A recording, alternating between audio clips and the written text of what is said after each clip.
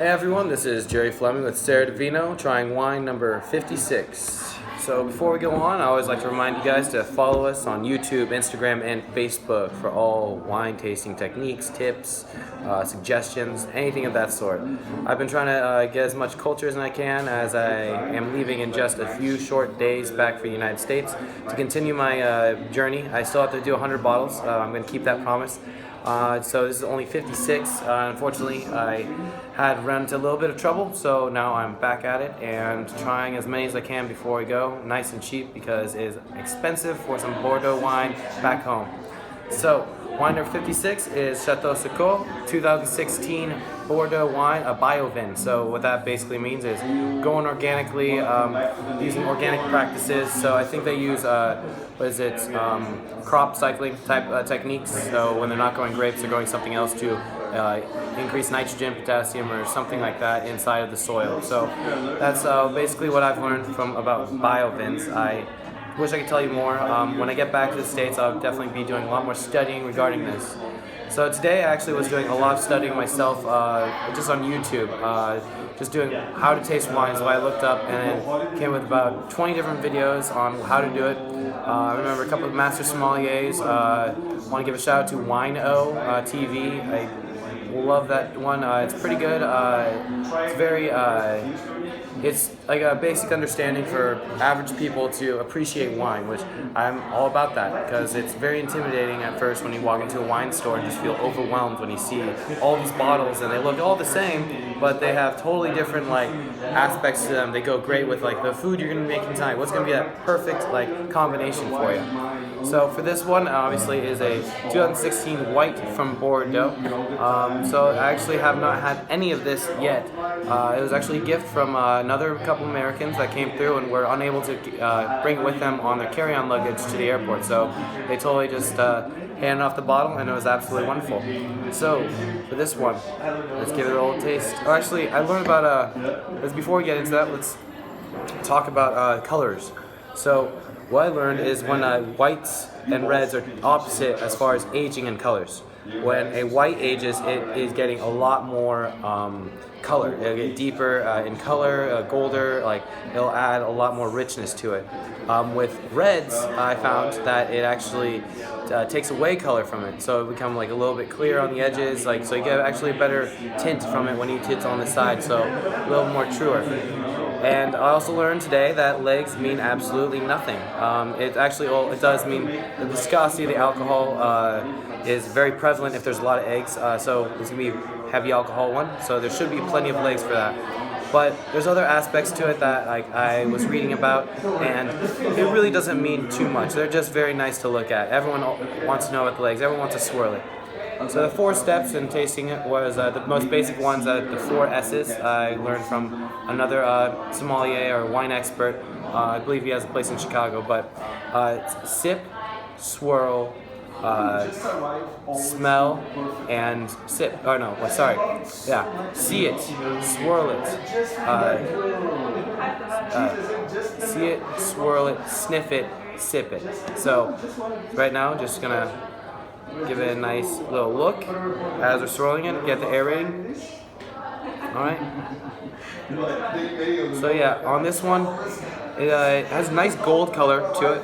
Around the edges, it has very consistent color all the way through, so it's definitely going to be very good. I can almost think it's going to be containing some definitely a lot of fruit qualities. Obviously, I think probably banana. If I'm going to guess, this has a richness to it, this color. So I don't know why. Just making a guess based off the sight.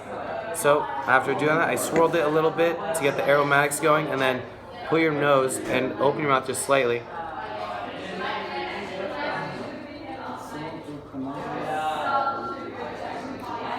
Alrighty, so definitely it's like a sweet apple. So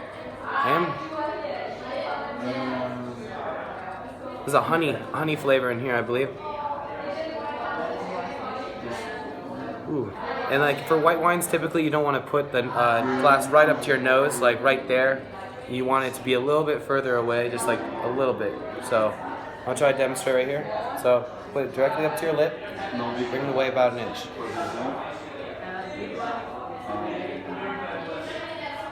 And then you just gotta find that perfect way. So, also I learned today that from another master sommelier that you want to basically, instead of like, depending on where you're looking, it actually affects how your memory and how your taste buds will kind of connect things. So, what you want to do for starters to make it a little bit easier, I find myself honestly just closing my eyes sometimes and doing it, but you look down and to the left. That's the best way to remember. I think it's brings out I forget what he said, but it was some not creative thinking but logical thinking is to the left, and then down is when you have I don't know, I forget what that was for, but basically to the left or to the right, creative and logical. So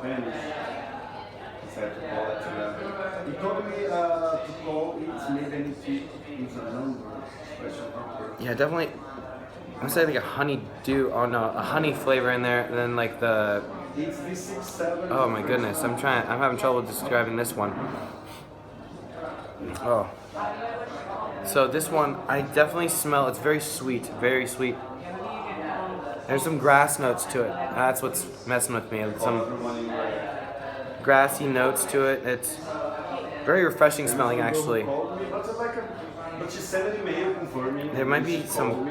No, I don't think there's too much spice in here. I wouldn't say that. I also have an air conditioning running over me, so the aromatics are very, very hard to trace right now.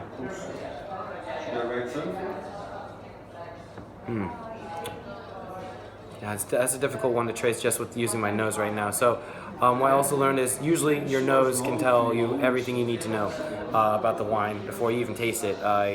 I've been trying to do it the opposite way, where I try to guess on the nose and then basically with the taste I actually get more from it. So there's somewhere along the lines I messed up, but that's where that's why I refer to the experts on YouTube and try to get as many tips as I can today.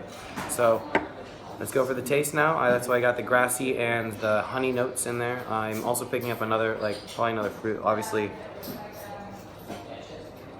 I would say it's almost like a Fiji apple. Honestly, there's I don't know. People say that you're not supposed to really smell that type of apple sweetness, like a red apple. It's supposed to be a crisp. I think it's a crisp red apple.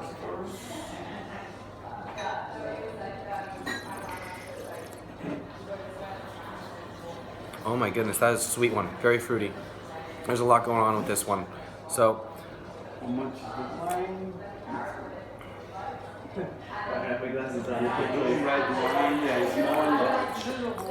Yeah. So you drank this one before? Yeah. Definitely a very. Just checking the same glass. Yeah, there's a kind of a syrupy honey smell or honey taste to it. This is a great white, actually. I'm definitely a big fan. It's just 13% alcohol. Just want to double check that one. So it's very average alcohol. So the viscosity of the alcohol obviously isn't going to stick too much more than an average white. But like I said before, it doesn't mean anything, because sometimes there's different properties to the wine, the grapes. All of these things come to effect when you have when you're making the wine. But this is a biovin wine, so organic wine. So very natural. It tastes absolutely delicious. Tastes very, very pure. So for a texture-wise. Here in general, it's imagine for me. It's a little heavier than a typical white, I would say. So almost fortified. I wouldn't say fortified at all, but almost. It definitely has a kind of different, a little bit deeper, golder color. So I think it's that honey aspect to it that actually make it that sweet, give it a cherry type of taste to it, port taste. So I do want to try a little more before I tell you more.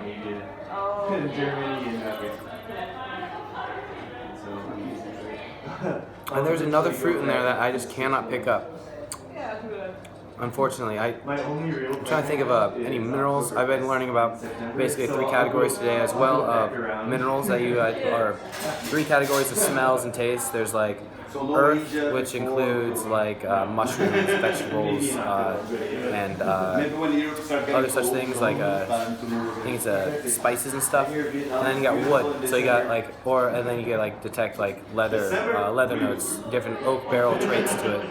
And then there's fruits, obviously. There's tons of fruits that get mixed up in the wine with the pollen and everything that gets onto it. It's absolutely fascinating, this whole entire study I've been doing. Like today I learned a lot over just the internet. So I always encourage people, please go out if you find it intimidating. It's really easy. It took me about like half hour to confirm everything I knew already on there, and I learned so much more. Like it's crazy what you can learn on YouTube. I'm a huge fan, obviously.